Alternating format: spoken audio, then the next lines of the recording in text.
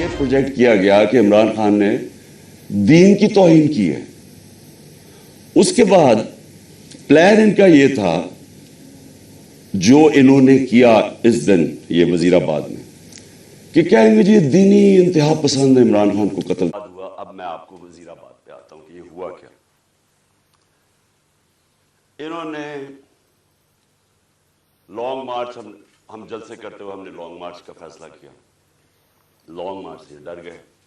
Public انہوں نے دیکھ لی تھی کہ ہمارے ساتھ ہیں اور انہیں پتا تھا کہ میں نے اب جو غلطیاں کی تھی پچھلی باری اور مجھے پتا چل گیا تھا ان کا پلان ہے, میں نے اب ایک اور پلان بنایا ہوا تھا. اور میں آج یہ ابھی اینڈ میں آپ کو بتاؤں گا کہ مارچ کا کرنا کیا ہے. لیکن مجھے پتا تھا کہ جو عوام نے نکلنا ہے اس باری, چاہے یہ جتنی مرضی پولیس بلا لیں, چاہے رینجرز بلا لیں, چاہے ٹیئر گیس شیلز تیاری کر لیں, جب عوام کا سمندر نکلتا ہے وہ کہتے ہیں no power can stop an idea اس ٹائم از کم. جب ایک نظریے کا وقت آ جاتا ہے اس کو کوئی نہیں روک سکتا. تو ان کو مجھے پتا تھا کہ اسلام آباد میں, اور انشاءاللہ یہ میں ثابت کروں گا, اتنی پبلک نے آنا ہے کہ اس ملک کی تاریخ میں کبھی پبلک اتنی نکلی نہیں ہے. اور وہ یہ بھی خوفزدہ تھے, ہیں بڑے بزدل. آپ کو پتا ہے کرپٹ لوگ, دو قسم کے لوگ بڑے بزدل ہوتے ہیں, ایک ظالم اور ایک کرپٹ. یہ ہمیشہ بزدل ہوتے ہیں. کرپٹ اس لیے کہ انہوں نے پیسہ بچانا ہوتا ہے, کیونکہ انہوں نے چوری کا پیسہ بنایا ہوتا ہے. سارا وقت ڈر ہوتا ہے کہ کہیں چوری کا پیسہ نہ چلا جائے, اور وہ پھر اس پیسے کو بچانے کے لیے ہر انتہا پہ جاتے ہیں. اور دوسرے جو ظالم لوگ ہوتے ہیں, ظالم ہمیشہ بزدل ہوتا ہے کیونکہ وہ ڈرپوک ہوتا ہے, وہ ظلم کرتا ہے لوگوں پہ. اب 3 لوگوں نے یہ پلان بنایا اور مجھے کہا یہ وہ 3 لوگ نہیں ہیں جو 4 لوگوں کے میں نے نام پہلے بتائے تھے جنہوں نے پہلے فیصلہ کیا تھا, جن کے اوپر میں نے ٹیپ بنائی. یہ 3 اور ہیں. مجھے کیسے پتا چلا؟ مجھے پھر اندر سے لوگوں نے بتایا. ایک دن پہلے وزیر آباد سے پہلے انہوں نے جب دیکھا کراؤڈ بڑھتے جا رہے ہیں, اور ایسے کراؤڈز کے کبھی پاکستان میں نظر نہیں آئے جی ٹی روڈ کے اوپر, انہوں نے پلان بنایا مجھے مارنے کا. اور یہی اسکرپٹ, دینی انتہا پسند کچھ کرے گا, عمران خان تو بڑا دین کے خلاف ہے, اس سے تو اسلام دشمنی کوئی نہیں ہے. یہ تو یہ پلان بن گیا. اور 3 لوگوں نے بنایا. سب سے پہلے رانا ثناءاللہ. رانا ثناءاللہ نے کیوں بنایا؟ کیونکہ رانا ثناءاللہ ایک قاتل ہے. رانا ثناءاللہ اور شہباز شریف نے جب ماڈل ٹاؤن میں وہ 12 لوگوں کو قتل کیا تھا اور 70 لوگوں کو گولیاں لگی تھی, سب کے سامنے نہتے لوگوں کے اوپر گولیاں چلائی تھی ماڈل ٹاؤن. وہ کیوں چلائی تھی؟ کیونکہ طاہر القادری نے 1 سال پہلے پیپلز پارٹی کی گورنمنٹ کے اندر لانگ مارچ کی تھی, اور یہ ڈرے ہوئے تھے آتے ساتھ ہی, کیونکہ اس نے کہا میں پھر کروں گا نون لیگ کی گورنمنٹ میں. یہ ڈرے ہوئے تھے. انہوں نے وہ جو ظلم کیا وہاں ماڈل ٹاؤن میں, یہ دونوں شہباز شریف اور رانا ثناءاللہ, اور یہ کیا کہنا چاہتے تھے؟ یہ پیغام دینا چاہتے تھے, خوف طاری کرنا چاہتے تھے کہ کہیں وہ اسلام آباد نہ آ جائے, وہ پبلک نہ نکلا ہے. تو انہوں نے وہاں لوگوں کو قتل کیا. یہ رانا ثناءاللہ, اس نے یاد رکھے لانگ مارچ سے بچنے کے لیے لوگ قتل کروائے تھے ماڈل ٹاؤن کے. اسی رانا ثناءاللہ کے اوپر عابد شیر علی, ان کے منسٹر کے باپ نے, کا 18 قتل کیے اس نے. قبضہ گروپ اور ہر قسم کی, یہ 2 نمبر کام کرتا ہے فیصل آباد میں, سب فیصل آباد جانتا ہے اس کو. تو ان کے اس کے لیے کوئی جان, انسانی جان کی اہمیت نہیں ہے. ان کے لیے صرف اپنے مقصد اور پیسہ اور چوری. دوسری طرف شہباز شریف, شہباز شریف کے اوپر ہیومن رائٹس واچ کی رپورٹ ہے یا ایمنسٹی انٹرنیشنل کی رپورٹ ہے 1990 یعنی 1997 میں جب چیف منسٹر تھا اور 99 تک جب چیف منسٹر آیا. اس نے کوئی 900 قتل کروائے تھے پولیس مقابلے میں. عابد باکسر نے ٹی وی کے اوپر آ کے سٹیٹمنٹ دی تھی کہ یہ کیسے لوگوں کو مرواتا تھا پولیس مقابلے میں. یہی شہباز شریف جب اس کا ایف آئی اے میں 16 ارب کا جو کیس تھا اور 8 ارب کا اس میں نیب میں، تو جو 16 ارب کی کیس تھے، جو نوکروں کے ملازموں کے نام میں رمضان شوگر مل کے انہوں نے پیسہ لیا اور پھر اپنے خاندان میں بانٹا، انہوں نے 5 ملازموں کو وہ مرے ہارٹ اٹیک سے، 2 آتے ساتھ ہی 2 مہینے میں 5 گواہ مرے، اور جو چھٹا ڈاکٹر رضوان تھا جو انویسٹیگیٹ کر رہا تھا ان کی ایف آئی اے کی، جس نے انویسٹیگیٹ کیا تھا یہ ان کا جو فیک اکاؤنٹس اور یہ جو نوکروں کے نام پیسہ لیا تھا، وہ بھی ہارٹ اٹیک سے مرتا ہے۔ یہاں ڈاکٹر بیٹھے ہوئے ہیں، آپ کو بتائیں گے کہ ایک طریقہ ہوتا ہے انڈیوس ہارٹ اٹیک کا، پتہ بھی نہیں کسی کو چلتا کیا ہو۔ تو کبھی کسی نے انویسٹیگیٹ نہیں کیا کہ آتے ساتھ یہ لوگ ایک دم 2 مہینے میں 6 لوگ ہارٹ اٹیک کیسے مر گئے۔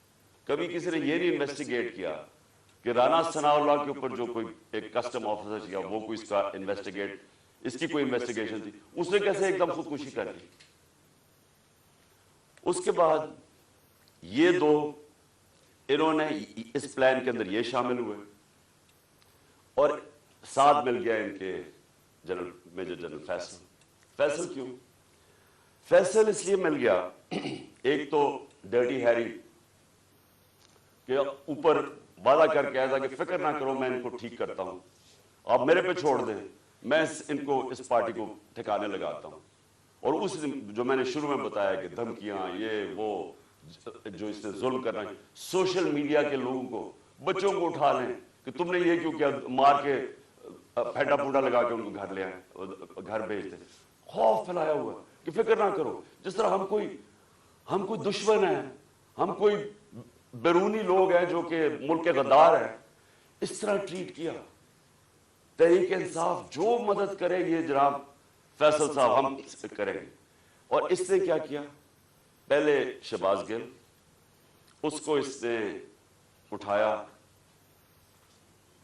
ٹارچر کیا، اس کو ننگا کیا، تصویریں کھینچی، تشدد کیا، اور اس کا جو ابھی تک وہ ریکور نہیں کیا جو اسے کیا۔ اس کے بعد وہ ایک سلمان فاروقی جرنلسٹ، اس کو پکڑ کے وہی ننگا کرے، جمیل فاروقی، اس سے وہ ہوا۔ پھر اعظم سواتی سے جو ہوا،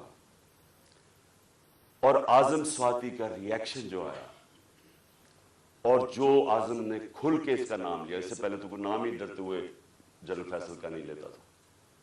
اعظم سواتی اس جگہ پہ پہنچ گیا کہ اس نے کہا کہ اس سے بہتر ہے کہ میں مر جاؤں، جو انہوں نے مجھے ذلیل کیا ہے، بچوں اپنی پوتی اور پوتوں کے سامنے مارا، 75 سال کے آدمی کو۔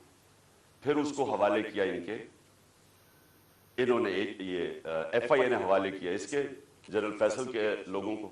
اس نے پھر اس کے اوپر ننگا کر کے اس کو ذلیل کیا اور مارا۔ اعظم سواتی نے کھل کے سامنے آ گیا، عدالت میں جا کے چیف جسٹس کو کہہ رہا ہے، سینٹ میں، انٹرنیشنلی ساری دنیا کے اندر پاکستان بدنام ہوا، پاکستان کی فوج بدنام ہوئی۔ کیا آیا کہ جی ایک سینیٹر کو تشدد کیا گیا اس لیے کہ اس نے فوج کی تنقید کر دی، جمہوریت کا مذاق اڑا ساری دنیا میں۔ اب وہ ایشو بیٹھ نہیں رہا اعظم سواتی کا، وہ آگے لے کے جا رہا ہے، اعظم سواتی کھڑا ہو گیا، عدالت میں جا رہا ہے، اور ساتھ ہمارا اب یہ مارچ نکل رہے ہیں۔ تو فیصل ان کے ساتھ مل گیا، ان 3 نے فیصلہ کیا مجھے قتل کرنے کا۔ اور پھر ہوا کیا، اب میں آپ کو ڈیٹیل دیتا ہوں اس دن ہوا کیا۔ اور جب میں گر رہا ہوتا ہوں تو دوسرا برسٹ آتا ہے، یہ ایک برسٹ ادھر سے آتا ہے اور دوسرا برسٹ آگے سے آتا ہے، 2 آدمی تھے۔ اور جب میں گر رہا ہوتا ہوں تو میرے اوپر سے گولیاں جاتی ہیں، یعنی کہ اگر یہ سنکرونائز کر دیتے، میرے خیال میں ان کا اس میں نے بچنا ہی نہیں تھا۔ اگر یہ دونوں جو میرے انہوں نے اکٹھے اگر مارنا تھا تو اس نے ادھر سے مارنا تھا، تو یہ تو جدھر سے اس نے مارنا تھا اس نے بچنا ہی نہیں تھا، کیونکہ سامنے سے مارنا تھا، وہ سائڈ سے مارا تھا۔ تو جب میں گر رہا تھا تو اوپر سے گولیاں گئی، اور پھر بھی کیونکہ میں گر گیا تھا، میرے خیال میں اس نے سوچا ہوگا، اوپر جو بیٹھا ہوا تھا اس نے سوچا کہ اب یہ مار گیا، اور وہ وہاں سے چلا گیا۔ اب جو چیز سمجھنے کی ہے وہ یہ کہ ایک تو پکڑا گیا جنونی، اس کو کہا جی یہ تو بڑا کوئی دینی جنونی، کوئی انتہا پسند ہے. یہ انتہا پسند نہیں ہے، اس کے پیچھے پورا پلان تھا. یہ پلان پورا ہم اب انکور کریں گے، اور میں آپ کو بتاؤں اس کے ساتھ اور لوگ ملوث ہیں، اور یہ پلان اب کا نہیں پہلے کا بنا ہوا ہے. اور وہ جو اصل لوگ ہیں جنہوں نے وہاں سے گولیاں چلائی تھی، جنہوں نے اصل میں اس کا پھر بھی میں بچ جاتا ہوں، انہوں نے مارنا تھا، اور یہ آدمی اور ہمیں نقصان پہنچاتا. دو ہیرو نہ نکل آتے، ایک تو شہید معظم، میں اس کو آج سلام پیش کرتا ہوں، 2 بچوں کے ساتھ گیا ہوا. وہ میری اور دوسرا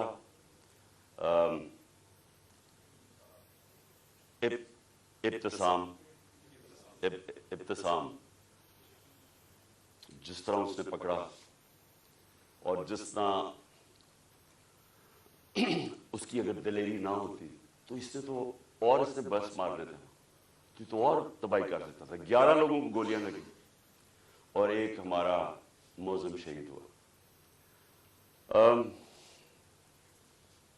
اب ہم نے FIR رجسٹر کرنے کی کوشش کی ہے. سب ڈرتے ہیں کیونکہ کئی ادارے یہ قانون سے اوپر ہے. میں آج جنرل باجوہ سے سوال پوچھتا ہوں کہ کیا فوج کا وقار اوپر جائے گا یا نیچے جائے گا اگر جو آپ کی فوج پہ کالی بھیڑیں غلط کام کر رہی ہیں، ظلم کر رہی ہیں، انسانوں پہ تشدد کر رہی ہیں، اگر آپ ان کے اوپر ایکشن لیں گے تو فوج کا وقار اوپر جائے گا، لوگ عزت کریں گے فوج کی. لیکن اگر یہ ہے کہ فوج میں ایسے لوگ بیٹھے جو ہمیں بھیڑ بکریوں کی طرح سمجھ رہے ہیں، مار داڑ کر کے، ڈرا دھمکا کے، اگر سمجھ رہے ہیں کہ اس طرح فوج کا وقار اوپر چلا جائے تو نفرتیں بڑھ رہی ہیں. آپ کے ایک میجر جنرل نے جو میرے خیال میں غداری میں پکڑا گیا، امریکہ کے لیے غداری کر رہا تھا، آپ نے اس کو سزا دی، فوج کا وقار اوپر گیا، غلط کام کر رہا تھا. تو کیا یہ اب میجر جنرل فیصل اس کی تفتیش ہونے دیں گے آپ؟ اور کیا اس ملک میں اب تفتیش ہو سکے گی جب جنرل فیصل کے اوپر الزام ہے، انٹیریئر منسٹر ثناء اللہ کے اوپر الزام ہے، اور تیسرا پرائم منسٹر شہباز شریف کے اوپر الزام ہے؟ کیسے تفتیش ہوگی؟ جب تک یہ 3 لوگ ریزائن نہیں کرتے تفتیش ہوگی کیسے؟ اور ادھر میں جنرل باجوہ آپ سے بھی فوج کے وقار کے لیے کہہ رہا ہوں کہ یہ پاکستانی فوج کو نقصان پہنچا رہے ہیں. اس طرح کی کالی بھیڑیں، یہ جو سمجھتے ہیں کہ ہم انسان ہی نہیں ہیں، بھیڑوں کو کبھی ادھر موڑ دو کبھی ادھر موڑ دو، آج وہ چور ہیں کل وہ NRO مل گئے تو اچھے ہو گئے ہیں، آج پھر آپ ان کو چور بنا دیں گے کل پھر بھیڑی. ہم انسان ہیں، انسانوں کو جانوروں کی طرح نہ ٹریٹ کریں. اور انسان کسی وقت آگے کھڑا ہو جاتا ہے، اور یہ قوم کھڑی ہو گئی ہے. یہ میں آج آپ کو بتا دوں 2 راستے اب اس قوم کے سامنے، یا ایک پرامن انقلاب آئے گا اور یا خونی انقلاب آئے گا، اور تیسرا راستہ نہیں ہے. کیونکہ میں نے 6 مہینے میں اس قوم کو جاگتے دیکھا ہے، قوم کھڑی ہو گئی ہے. یہ جو شعور کا جن ہے یہ بوتل سے نکلا ہے، یہ اندر نہیں جانے لگا. اب فیصلہ صرف یہ کر لیں کہ ہم پرامن طریقے سے اس ملک کے اندر چینج لے کے آئیں گے، جو کہ بیلٹ باکس کے ذریعے آئے گا صاف اور شفاف الیکشن کے لیے، یا وہ جو ایران میں ہوا تھا ہوگا، تباہی ہوگی، جو سری لنکا میں لوگ سڑکوں پہ آ جائیں گے، کیوس ہوگا. یہ جماعت جس کو ان 3 لوگوں نے مجھے قتل کرنے کی کوشش کی اور اللہ نے بچایا، جس طرح بھی ڈاکٹر فیصل نے کہا کہ یہ جو گولی میری یہ ادھر اوپر کی ٹانگ پہ لگی، وہ ایک گولی میری جو وہ اصل آرٹری ہے اس کے نیچے سے نکل گئی اور ایک اس کے پاس آ کے رک گئی. اگر وہ رپچر ہو جاتی تو 20 منٹ میں انسان مرتا ہے، 20 منٹ میں سارا خون نکل جاتا ہے. اگر تو سیدھا ہاسپٹل نہ ہو 20 منٹ میں مر گیا آدمی. تو اللہ نے اگر مجھے یہ بچایا ہے, جو مجھے آج زندہ رکھا ہے, یہ صرف اللہ کا کرم ہے. انہوں نے تو پوری کوشش, کوئی کسر نہیں چھوڑی تھی. انہوں نے تو ایک ادھر سے اور ادھر سے سامنے والے نے مارنا تھا. اور پھر سوال میں پوچھتا ہوں, سب سے بڑی پاکستان کی پولیٹیکل پارٹی, اس کے سربراہ, جو واحد فیڈرل پارٹی رہ گئی پاکستان میں, جب کوئی قانون سے اوپر نہیں ہوتا, جب کسی کو این آر او نہیں ملتا, جب لوگوں کو پتا ہوتا ہے کہ آپ جرم کریں گے, آپ جتنے بھی طاقتور آپ کو سزا ملے گی, صرف تب ایک معاشرے کے اندر انصاف ہوتا ہے اور وہ معاشرے میں پھر خوشحالی آتی ہے.